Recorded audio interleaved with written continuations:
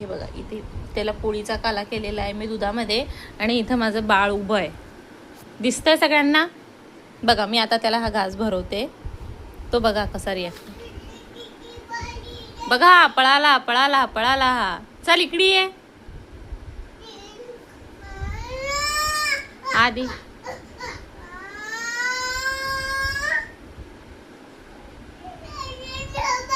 तो येणार, गॅरंटीने सांगते येणार तो.